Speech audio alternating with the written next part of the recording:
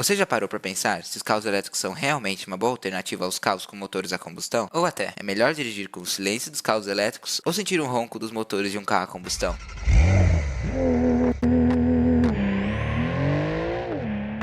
São escolhas que vão além da simples preferência pessoal, já que envolvem impactos ambientais, eficiência energética e tecnologia em constante evolução. Atualmente, a maioria dos carros que circulam no Brasil possuem um motor a combustão movido a gasolina. Esse motor é chamado de motor ICE, ou motor de ignição por centelha. Ele tem esse nome porque, em uma de suas fases de funcionamento, que apresentarei mais adiante, é emitida uma faísca responsável pela combustão dos gases dentro do motor. Antes de falar sobre seu funcionamento, vou apresentar os seus componentes essenciais. O pistão é a parte móvel da câmara de combustão, responsável por comprimir a mistura de ar mais combustível. Além disso, ele recebe a energia de expansão dos gases na câmara de combustão, que examinaremos mais adiante. As bielas conectam os pistões ao virabrequim e são responsáveis por transformar o movimento linear dos pistões em movimento rotativo, que, posteriormente, será transmitido ao trem de força do veículo. Ainda na câmara de combustão, existem as válvulas, que são responsáveis pela vedação do ar dentro da mesma. Elas são ditas de admissão quando permitem a entrada da mistura, e de escape quando permitem a saída da mesma. Por fim, existem as velas de ignição, normalmente posicionadas entre as válvulas, que são responsáveis por emitir uma faísca para iniciar a combustão da mistura. Tendo em mente todos esses componentes, vamos agora entender o princípio de funcionamento desse motor. Sucintamente, o motor funciona a partir da liberação de energia proveniente do combustível, que ocorre por meio da reação exotérmica com o oxigênio, que é a reação de combustão. O funcionamento é descrito por um ciclo termodinâmico chamado de ciclo Otto, no qual existem 4 tempos representados no diagrama pressão vezes volume. Esse diagrama é utilizado para expor todas as transformações que ocorrem na mistura ao longo do ciclo. Cada transformação descreve a movimentação do pistão entre o PMI, ponto morto inferior, e PMS, ponto morto superior, que são, respectivamente, quando há o maior volume de gás e quando há o menor volume de gás na câmara de combustão. O ciclo Otto representa o funcionamento de uma máquina térmica que, ao final do ciclo, possui um trabalho positivo, isto é, o trabalho total do ciclo, que é a soma dos trabalhos de cada transformação, possui o sinal positivo, o que indica que o gás está realizando um trabalho sobre o pistão, na lógica do trabalho total. Um ciclo completo consiste em 2 voltas no eixo do virabrequim e o parâmetro chamado de rotação, normalmente medido em RPM, consiste na quantidade de voltas que o eixo do virabrequim dá em 1 minuto. No início do primeiro tempo, o pistão se encontra no PMS e ambas as válvulas estão fechadas. Logo em seguida, ocorre a abertura da válvula de admissão e a descida do pistão ao PMI. Dessa forma, ao aumentar o volume dentro da câmara, é criada uma diferença de pressão que faz com que a mistura entre na mesma. Ao olharmos o diagrama, é possível perceber que o aumento do volume da mistura é feito sob pressão constante, ou seja, é um processo isobárico, já que a válvula de admissão permanece aberta, mantendo a pressão próxima à atmosférica. No final desse tempo, a válvula de admissão se fecha. Agora, no segundo estágio, com o pistão no PMI, o virabrequim, que continua a girar, empurra o pistão a caminho do PMS, comprimindo a mistura ar-combustível na câmara de combustão.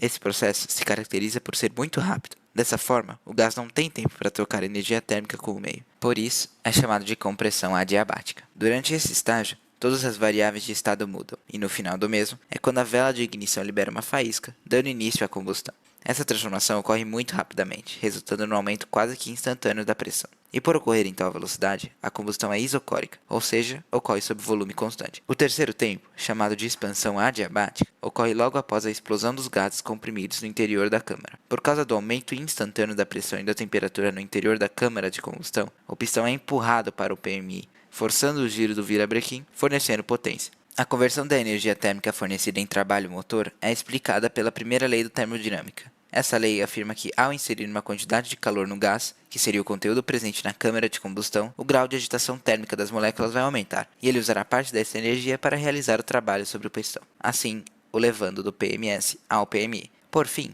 no quarto estágio, com o pistão no PMI, a válvula de escape começa a se abrir. Com isso, a pressão da câmara cai para próximo da pressão atmosférica, logo após a abertura da válvula, que se dá no início desse tempo. Além disso, o pistão segue para o PMS, expelindo os gases de combustão, que saem pelo coletor de escape. Portanto, esse processo é isobárico, uma vez que ocorre sob pressão constante. Bom, agora olhemos o diagrama pressão vezes volume para compreender os fluxos de calor e trabalho ao longo do ciclo Otto. Na fase de compressão, temos a injeção de trabalho no fluido, devido ao movimento do pistão. Em outras palavras, o fluido recebe trabalho do meio externo. Na combustão, temos a injeção da energia térmica e, na expansão, o fluido gera trabalho no meio externo, que é explicado pela primeira lei da termodinâmica. Essa é a única fase na qual o fluido exerce trabalho motor. Para terminar, no escape, temos a saída de energia térmica, que se dá pela transferência de energia do fluido para o meio externo. Agora, vamos analisar o comportamento desse motor. Para isso, podemos analisar o gráfico de potência e torque em função da rotação de um motor aleatório. Sobre um regime de rotações elevadas, por causa da alta frequência da alternância de estado aberto e fechado das válvulas de admissão, existe uma dificuldade na aspiração do ar, resultando na queda de potência e torque representada nas curvas de gráfico. Além disso, sob esse mesmo regime, o atrito entre as peças é maior, resultando na queda do rendimento mecânico. O torque é máximo no ponto de rotação média do motor, e assim é o ponto de melhor eficiência volumétrica. Esse conceito refere-se à relação entre a massa de ar que entra no cilindro durante o processo de admissão e a massa de ar que ocuparia o cilindro, considerando a densidade do ar à pressão atmosférica. Portanto, pode dizer que é o quanto a mistura de ar combustível consegue, efetivamente, preencher o cilindro. Em motores aspirados naturalmente, que são aqueles que não possuem nenhum tipo de sobrealimentação, não é possível que todo o volume do cilindro seja preenchido por misturar ar combustível. Isso pois, existem limitações e restrições para que o ar entre no motor. Por exemplo, existe o arrasto do ar quando passa pelo coletor de admissão e pelo cabeçote. Além disso, o fato de que a válvula de admissão não está sempre aberta faz com que uma parte do ar se encontre com ela, acumulando-se e gerando uma pressão positiva. Dessa forma, ele retorna, criando uma pulsação que atrapalha o preenchimento do cilindro. A melhor eficiência volumétrica ocorre no momento de torque máximo, que coincide com o valor de rotação média do motor. Isso, pois, é o momento em que o cilindro está sendo preenchido da melhor maneira possível por misturar ar combustível.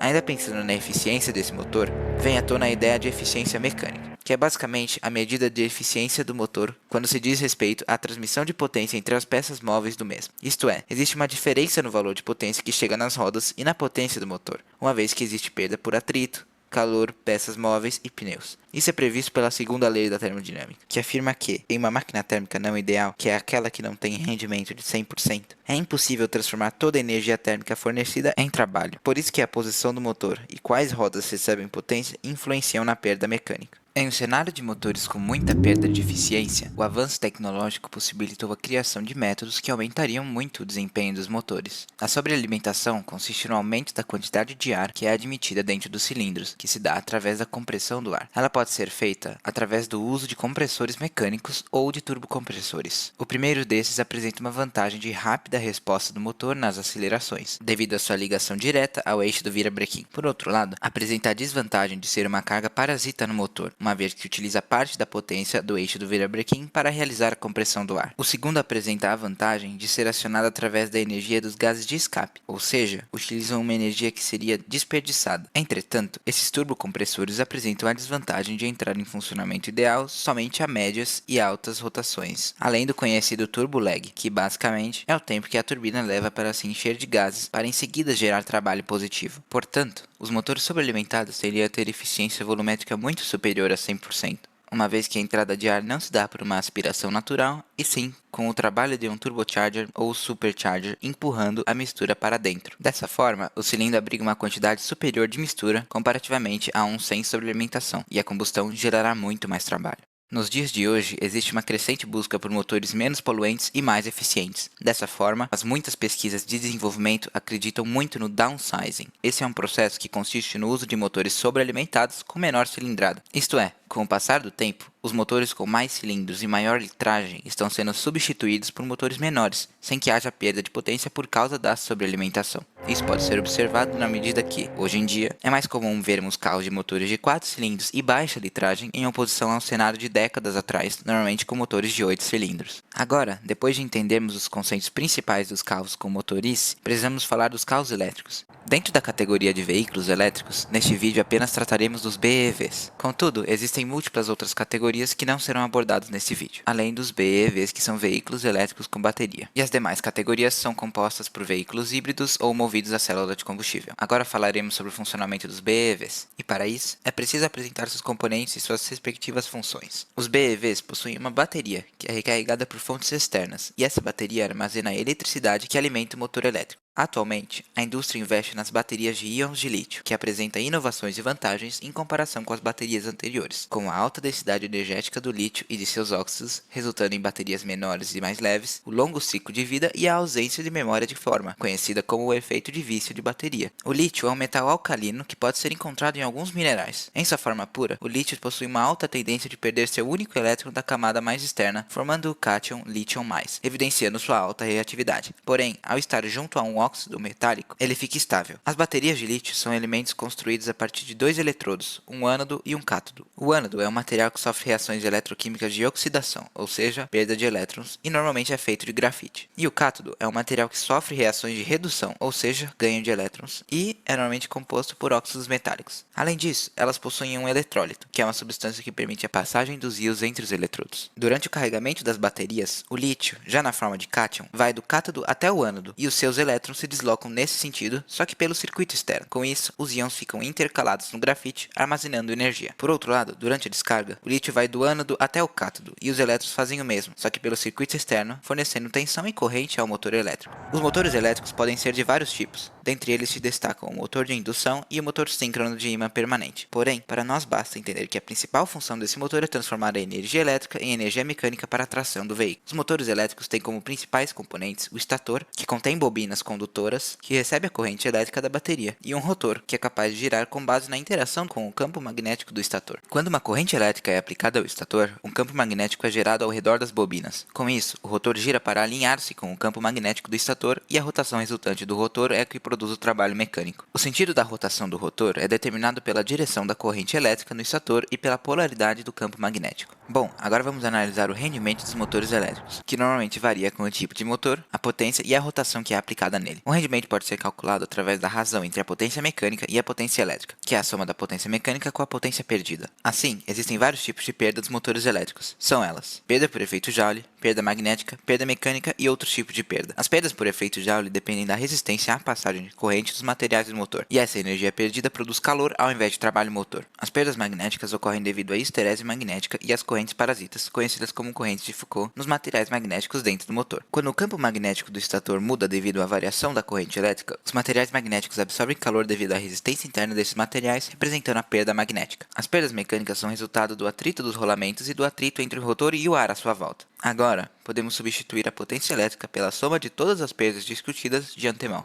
Apesar dos motores elétricos possuírem um forte binário, que é uma medida da capacidade do motor de realizar trabalho de rotação, em muitos veículos elétricos é usado uma caixa de velocidades. Os motores elétricos têm uma zona de funcionamento em que seu rendimento é melhor, e essa zona varia de motor para motor. Uma relação de transmissão variável projetada em função do tipo de utilização faria com que o motor rodasse mais tempo nessa zona, porém, o acréscimo de uma transmissão causaria perda de rendimento em suas engrenagens, relacionada à movimentação do óleo lubrificante e o atrito entre as peças em contato. Além disso, como uma vantagem dos carros elétricos, existe a frenagem regenerativa, que é feita com base em um sistema que consegue recuperar e armazenar parte da energia que seria dissipada em calor nos freios, resultando em um aumento do rendimento global do veículo. Bom, agora que já temos uma noção a respeito do funcionamento tanto dos carros elétricos quanto dos carros a combustão, podemos fazer uma análise comparativa desses automóveis. Em relação aos cuidados de manutenção, os carros elétricos saem na frente, visto que a quantidade de peças móveis é significativamente menor, e a probabilidade de algum problema também é menor. Porém, em relação ao abastecimento, quem se dá melhor são os carros a combustão, já que, para encher o seu tanque, é necessário poucos minutos em comparação às possíveis horas para carregar um EV. Falando neles, podemos pensar na infraestrutura de carregamento. Enquanto nos carros convencionais, os postos de gasolina se encontram em todo lugar e não possuem, teoricamente, diferenças no tempo de abastecimento, nos carros elétricos, estações de carregamento ainda não estão muito difundidas pelo território brasileiro, e a velocidade de carregamento varia conforme o nível do carregador, que vai do nível 1, que é o mais lento, até o chamado Fast Charger, que é o mais rápido. Indo além, a eficiência dos carros elétricos é muito superior à dos carros a combustão, conferindo valores acima de 80% em comparação com o de 20 a 30% dos carros a combustão. Os elétricos brilham também no quesito de aceleração, já que possuem um binário elevado logo no arranque e seu tempo de resposta é consideravelmente menor, até mesmo que os motores sobrealimentados com compressor mecânico. Bom, apesar de muitos diferentes, ambos os carros possuem suas vantagens e suas desvantagens. Portanto, a escolha deverá se basear no tipo de uso do carro. Muito obrigado pela atenção e espero que tenham gostado.